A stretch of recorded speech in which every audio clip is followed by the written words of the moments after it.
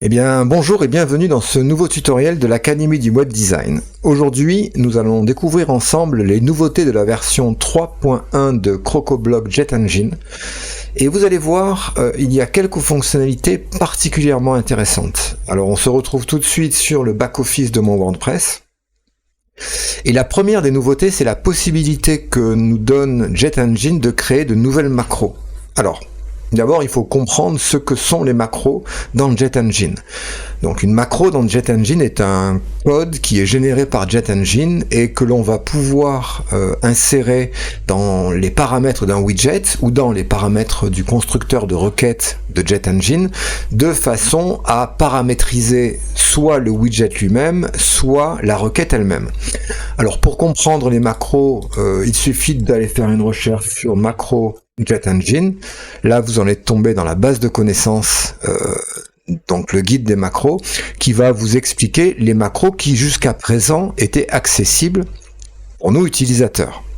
Alors, les macros les plus intéressantes et les plus fréquemment utilisées, c'est les macros qui retournent des résultats qui sont proposés par WordPress lorsque WordPress met en place une requête particulière. Par exemple, la requête pour un single post, c'est-à-dire une requête qui va être constituée d'éléments constitutifs d'un article, tels que le titre de l'article, l'image mise en avant, l'extrait, le contenu.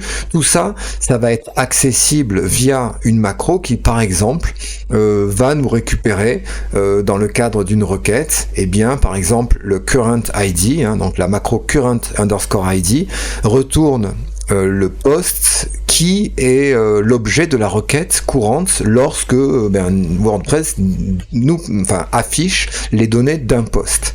Alors ça, c'était jusqu'à présent une liste de macros qui étaient mises en place par l'équipe de CrocoBlock, qui sont des macros qui permettent d'aller query, c'est-à-dire récupérer des informations sur les objets eux-mêmes, sur des différents types de champs, et aussi évidemment d'aller questionner les requêtes de relations. Donc c'est des macros aussi qui nous permettent d'aller récupérer par exemple à certains endroits par rapport à un certain slug les parents d'un type de données, les grands-parents, les enfants, les frères et sœurs, également d'aller récupérer pour les utilisateurs par exemple le current user ID qui est l'ID de l'utilisateur qui est connecté sur WordPress, et puis même des champs méta du compte utilisateur tels que par exemple le first name, le last name, l'adresse email, etc. Tout ça c'est ces macros là, donc c'est des macros qui sont exécutés lorsqu'on les insère dans un paramètre de widget ou du query builder de CrocoBlock. Ces macros vont être remplacés par du code, elles vont être exécutées, et en fait Jet Engine va simplement remplacer, lorsqu'on les utilise, le contenu de la macro par la valeur de retour, c'est-à-dire que lorsque je vais par exemple avoir besoin d'utiliser le current user ID, eh bien en l'insérant dans le paramètre, eh bien Jet Engine va l'exécuter et va remplacer cette valeur par la valeur courante, l'ID de l'utilisateur connecté sur WordPress. Alors pour comprendre comment ça fonctionne, on va voir un premier exemple. Le premier exemple, c'est d'avoir par exemple une archive des catégories. Donc j'ai un blog qui contient des articles. Ces articles sont filtrés, sont rangés, sont classés par catégorie. Donc les catégories sont là. Et on voit que catégorie 1 par exemple possède 8 articles. Alors quand je clique sur le 8, on a tous les articles qui sont associés à la catégorie, au terme catégorie 1. Et l'idée, ça va être, lorsque je fais voir, d'envoyer un affichage de la catégorie 1. Donc là, on voit que par défaut, bien Hello for Elementor propose un affichage. Alors, il y a 1, 2, 3, 4, 5, 6, 7, 8 éléments. Donc là, ça fonctionne, puisqu'on a bien 8 éléments. Et si je demandais l'affichage du terme non classé, on aurait 9 éléments. Donc là, ça marche.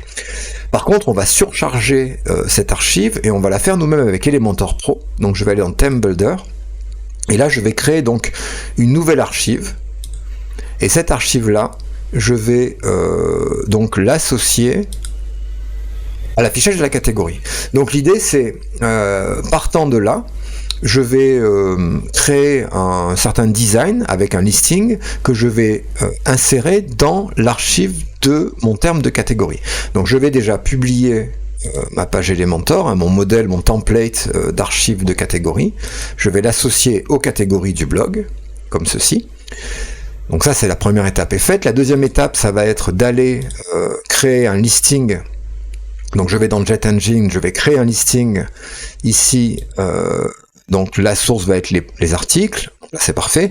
Je vais appeler ça listing article catégorie, par exemple. Ça va être l'archive de ma catégorie.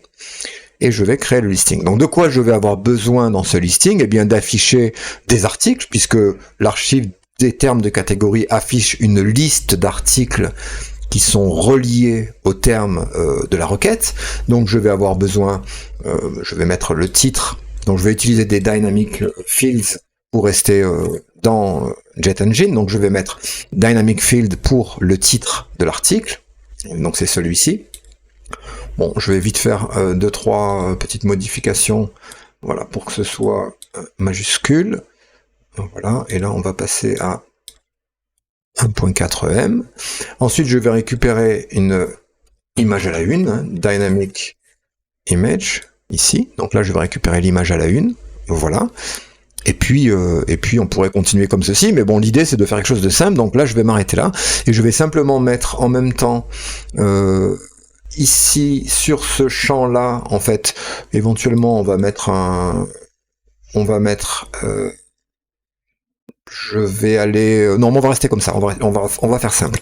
Donc, une fois que j'ai créé ce listing, je vais l'insérer dans mon modèle. Donc, je vais retourner sur le modèle d'archive de catégorie, donc dans Elementor Pro, modèle ThemeBuilder. Je vais ici aller éditer mon archive, et je vais insérer ici, donc mon listing, grâce au listing widget, listing grid ici, que je vais récupérer, et que je vais connecté au listing qu'on vient de faire, donc listing article catégorie, et là tout de suite on va voir que effectivement on récupère bien toutes les données, donc alors je vais mettre sur 2 colonnes pour ce que voilà. Ok, donc même sur une colonne, on récupère les données, les articles qui sont connectés au terme de la catégorie. Alors si je mets à jour cet élément là, que je retourne dans mes articles, mes catégories.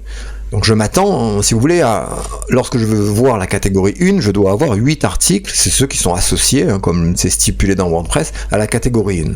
Donc si je fais voir cette catégorie, si je compte les articles, on a 1, 2, 3, 4, 5, 6. Alors, limité à 6 parce que, évidemment, je suis tombé dans le piège, et ça, faites attention avec ça aussi, c'est que par défaut, le listing grid limite ses affichages à 6 éléments, ici. Donc là, je vais mettre 999 éléments. Voilà, donc je mets à jour. Je retourne en arrière ici, je mets à jour mon archive.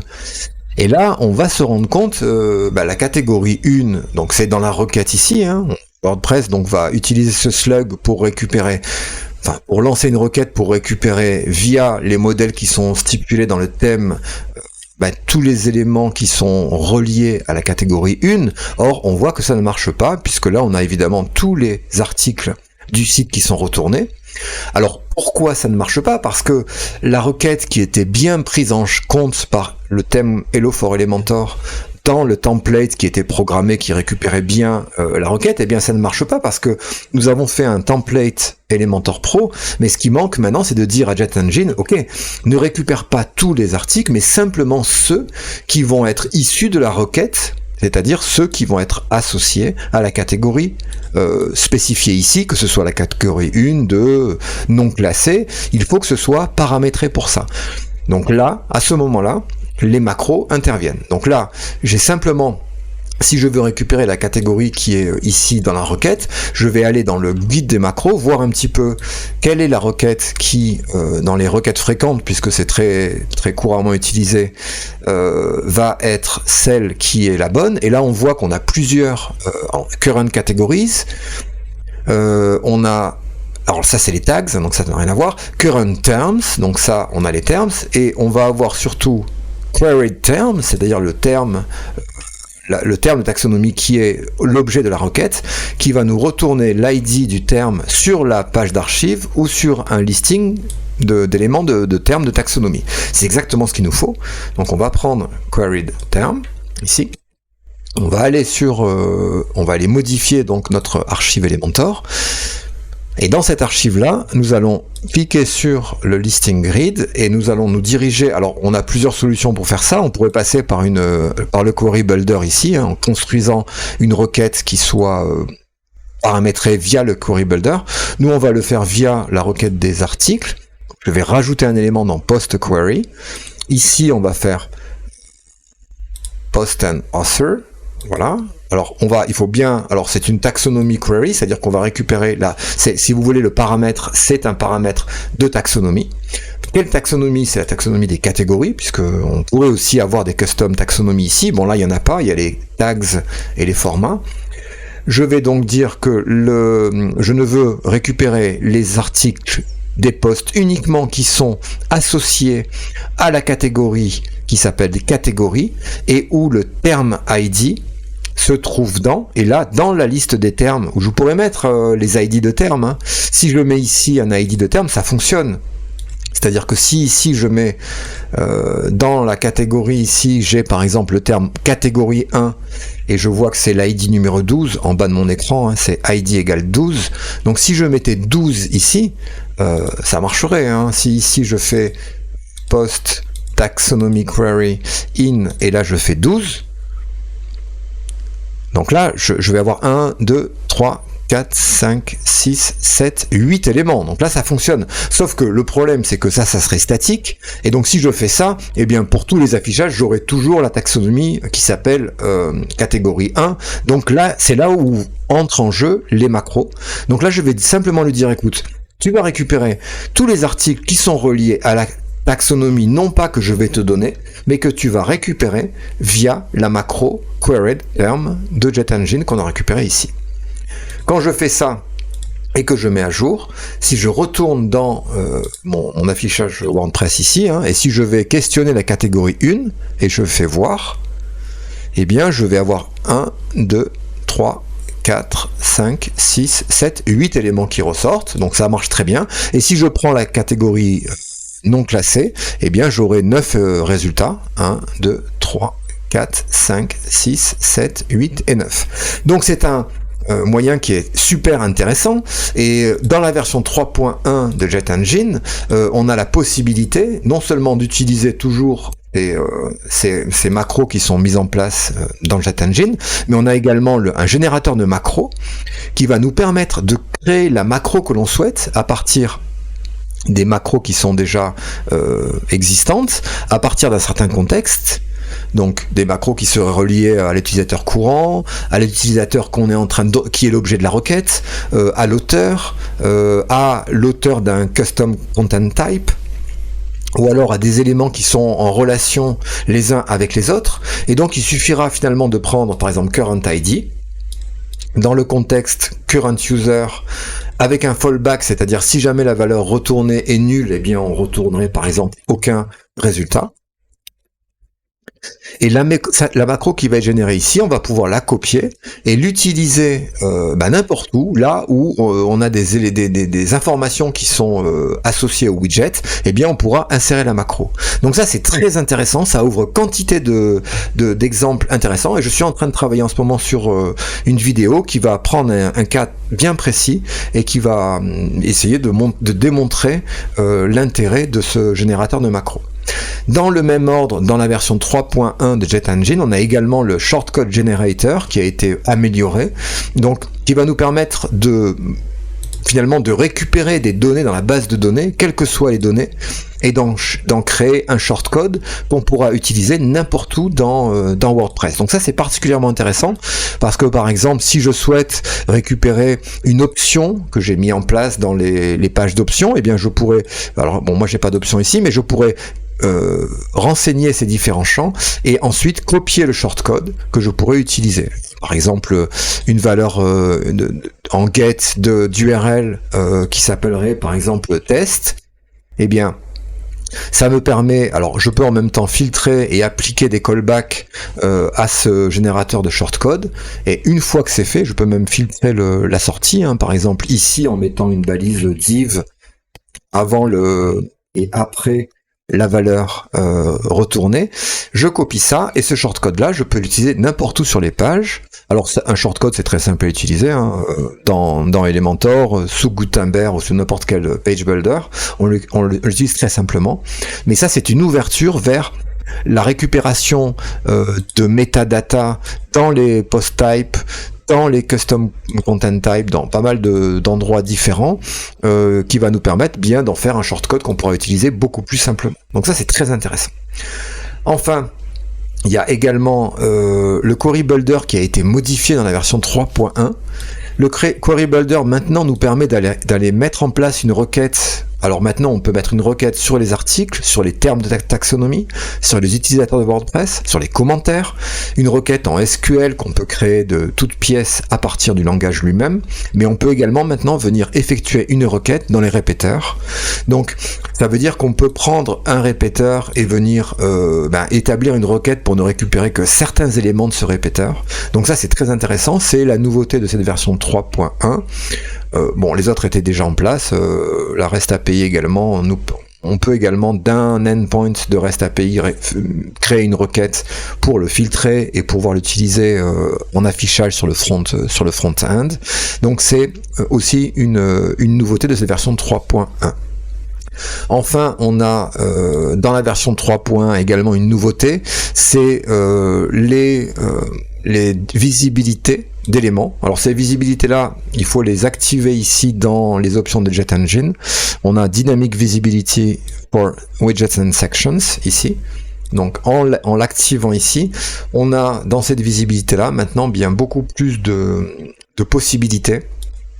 Donc si je prends une page, eh bien on va pouvoir, lorsqu'on met en place des sections, des éléments ou quoi, avoir dans la partie avancée ici, dans la dynamique visibilité, si je l'active, des conditions. Alors bon, on va prendre si l'élément, on va afficher l'élément si la condition est remplie, et dans les conditions, on a beaucoup plus de possibilités maintenant, qui vont faire qu'on va également pouvoir, par exemple, faire quelque chose de très intéressant, c'est avoir, par exemple, des notions de time period, c'est-à-dire par exemple, on pourrait faire ici une section avec une offre spéciale qui soit uniquement visible et affichée entre une time period, alors d'une certaine date à une autre date. Donc ça c'est particulièrement intéressant. Ça simplifie surtout les choses.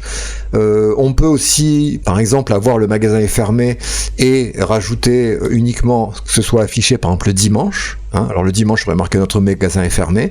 Tous les autres jours de la semaine, eh bien, ça ne s'afficherait pas puisque la condition de visibilité ne serait pas remplie. Et donc on a, voilà, alors il faut un petit peu explorer ces nouvelles conditions, mais c'est très intéressant. On a également sur les listings des conditions sur les événements pairs et impairs qui nous permettent d'agir si l'élément est un élément pair ou impair, d'avoir la condition de visibilité qui masque ou qui affiche ces éléments-là. Donc on a fait à peu près le tour assez rapide, peut-être j'ai probablement oublié des éléments de cette nouvelle version de Jet Engine 3.1. Si vous avez des questions, n'hésitez pas dans les commentaires à me questionner, hein, je vous répondrai sans aucun problème. Je vous remercie de m'avoir écouté jusqu'à présent si c'est le cas, et je vous dis à bientôt pour un nouveau tutoriel de l'Académie du Web Design.